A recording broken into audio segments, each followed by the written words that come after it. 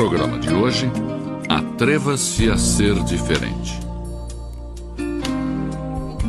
Frequentemente fazemos uma pergunta: como é que os primeiros discípulos foram capazes de sacudir o mundo?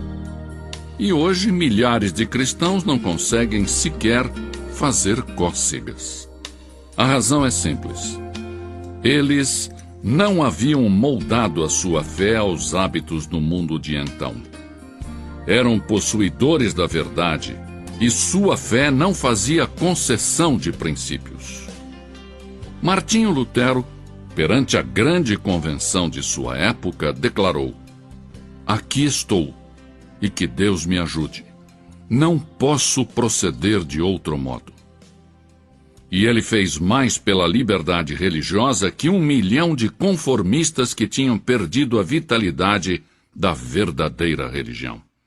A Bíblia ensina que a popularidade perante o mundo significa a morte.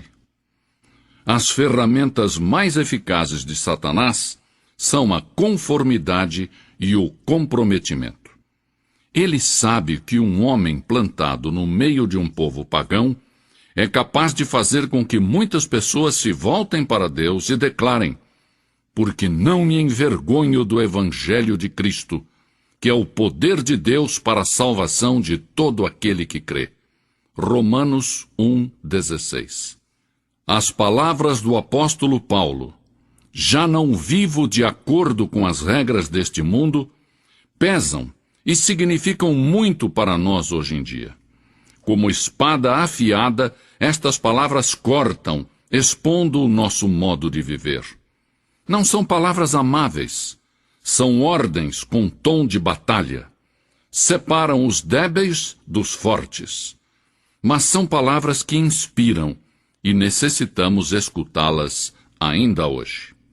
Primeiro, não moldemos nossas mentes segundo este mundo, de acordo com a sua propaganda, a sua conversação, a sua filosofia. O mundo executa uma gigantesca tarefa de lavagem cerebral. Às vezes consciente, às vezes inconscientemente, o cristão vive assediado por publicidade secular e mundana. Anúncios que proclamam que o homem elegante prefere tal marca de uísque, dando a entender que os que não bebem uísque não são pessoas de bom gosto. Muitos espetáculos, inclusive no domingo, são dirigidos a quem tem sede de violência, sexo e desrespeito à lei. Parece que um cérebro poderoso e diabólico rege os assuntos deste mundo, e que o seu objetivo principal é lavar o cérebro dos crentes para que se amoldem a este mundo. As coisas do mundo ameaçam contaminar a corrente de pensamento cristão. Satanás estará batalhando para distrair você cada hora de se dedicar a ler a Bíblia e a orar. Mas por cima desse estrondo, podemos escutar a voz das Escrituras, que nos diz: "Tende em vós aquele sentimento que houve também em Cristo Jesus." Filipenses 2,5. "E não vos conformeis a este mundo, mas transformai-vos pela renovação da vossa mente, para que experimenteis qual seja a boa, agradável e perfeita vontade de Deus." Romanos 12:2. Nós, cristãos, não devemos nos amoldar às ansiedades do mundo. Há muitos cristãos que torcem as mãos dizendo: "Que desastre este mundo." A Bíblia nos diz que o mundo e seus desejos passarão, e que ele perecerá num cataclismo de julgamento. Nós, cristãos, devemos ser luz no meio das trevas. E a nossa vida deve mostrar tranquilidade, paz e gozo no meio da frustração, da confusão e da desesperança. Em segundo lugar, não devemos nos amoldar ao mundo no físico. Este nosso corpo está destinado a ser templo do Espírito Santo. Não devemos nos prostrar perante os templos de Baal. Devemos apresentá-lo completo a Deus, como sacrifício vivo. O nosso vestir, as nossas atitudes e os nossos atos devem ser todos para a honra e a glória de Cristo. O propósito de Deus para nós é que nos amoldemos à imagem do seu Filho. O mundo pode pressionar, tentando deformar-nos, mas Cristo nos disse: transformai-vos pela renovação da vossa mente, para que experimenteis qual seja a boa, agradável e perfeita vontade de Deus. Em terceiro lugar, não devemos nos moldar ao mundo no aspecto social. O mundo tenta nos absorver, metendo-nos em sua sociedade secular e moldando-nos à sua imagem mundana. Mas Cristo nos estimula a não nos ajustarmos a esses critérios. Disse sobre os que creem nele: eles não são do mundo, assim como eu não sou do mundo. João 17:16. Uma grande parte da nossa conversação é mundana e não espiritual. É fácil copiar os hábitos do mundo e passar as noites falando de política, de esportes, modelos de automóveis ou espetáculos da moda. Muitas vezes, esquecemos que acerca da santa conversação devemos edificar-nos uns aos outros e que devemos ocupar-nos das coisas celestiais e não exclusivamente das terrestres. É certo que Jesus comeu com publicanos e pecadores, mas ele não se deixou ser absorvido e moldado pelo grupo. Ao contrário, ele aproveitou cada oportunidade para apresentar a verdade espiritual e levar as almas da morte para a vida. Os nossos contatos sociais devem ser não apenas agradáveis, mas também úteis, como oportunidades para compartilhar a nossa fé com aqueles que ainda não conhecem a Cristo de perto.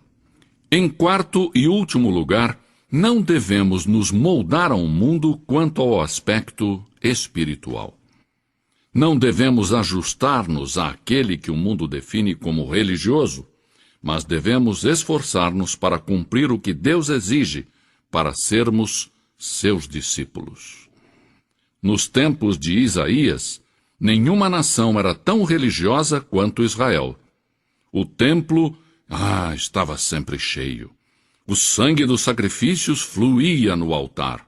O povo observava estritamente as festas religiosas, e na casa de Deus ressoavam as orações. Mas o culto de Israel carecia de profundidade, de devoção genuína.